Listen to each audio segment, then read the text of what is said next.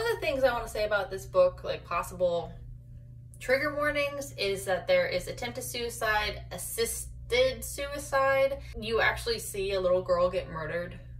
It's like, yeah, so it's real. This is really not like a kid-friendly kind of book. Hi everyone, happy Manga Monday. Today I'm going to be talking about Livingstone. It has the author and the artist on this cover. I got this in my Manga Spice Cafe box a couple months ago, and I just got done reading the book. The things I like about it is the artwork is good. The storyline is interesting. It's not kind of like the same run-of-the-mill, rinse and repeat kind of story. And both characters are unique in their own way. So like this guy, he's really wound up tight. He would be like the really nerdy office worker, and this guy is kind of like the laid back skater dude that doesn't care about anything and is just kind of not dumb, but just spacey. You know what I mean? Like a spacey kind of person.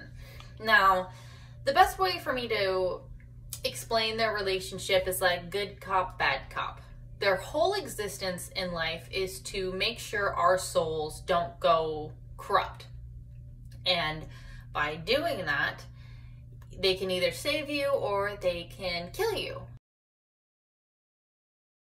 So if somebody, for example, like in the first chapter, somebody is about to commit suicide, these two show up and they are either trying to convince him to live his life and, you know, keep trying, or that they will take his soul so his soul doesn't become corrupt, and then they'll kill him.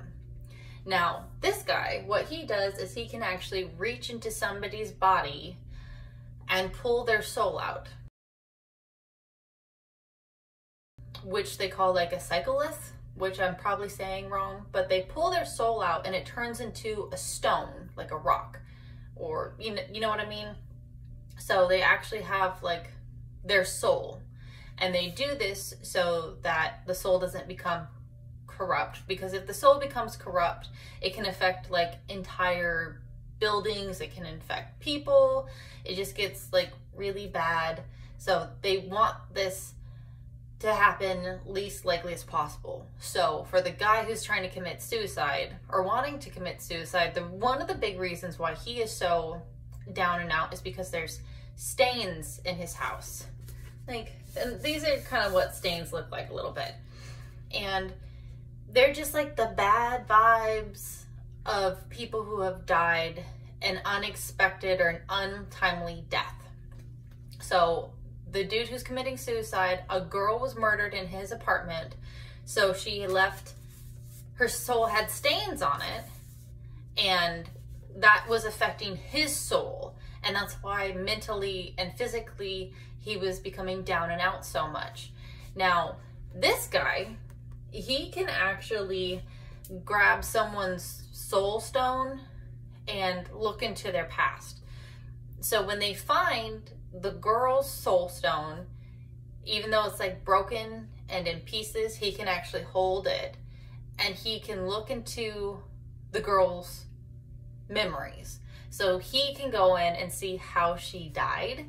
And this guy, aside from being able to take souls out of people's body, he can also move someone's soul from one body to the next, which I thought was kind of interesting. So basically they go around as like a suicide prevention squad. Now they're either going to convince you not to commit suicide, or they're going to convince you to let him take your soul, and then this guy will finish you off by killing you. It's not like they die right away when your soul's removed. So it's like your soul is removed from this vessel. You still have a conscious mind because people are still able to talk and move once their soul is gone.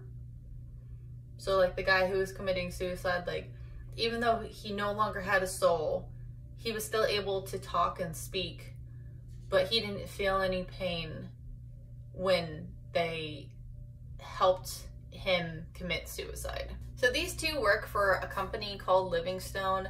they have a companion or like another third guy that they go to and they get like assignments from, or they get help from. There's also a girl that they kind of talk to. It's a girl they talk to that's like their friend that knows what they're doing, like what their job is. I actually don't know if she's part of their company or organization or part of what they do. I'm not sure. I do know that this guy has no soul for whatever reason. Like when he's created without a soul. And that's why it's so easy for him to do his job, because he's soulless. So he's really has no empathy, whereas this guy has like a lot of empathy. So them as a team, it kind of balances it out a little bit. Otherwise, I think they would both be like too overly emotional dealing with people who are trying to commit suicide or, you know, do bad things. I would recommend this book if you're into kind of like a paranormal, supernatural, sci-fi kind of reader. There is no romance, and I think this would be a good one if it just stayed no romance. I like how they handle bad situations, and I don't know, I like the feel of this one. I like the vibe of this one. I like the artwork. Maybe it's the mood I'm in, that I'm wanting like more non-romancy kind of manga, and I'm wanting something like deeper and more gritty and dark, and this one kind of just helped get me to that point of what I wanted and what I needed. So I would recommend it. I'm looking forward to continuing this story and seeing what happens. Appreciate you guys watching. I hope you have a wonderful day, and I will see you guys later. Bye everyone.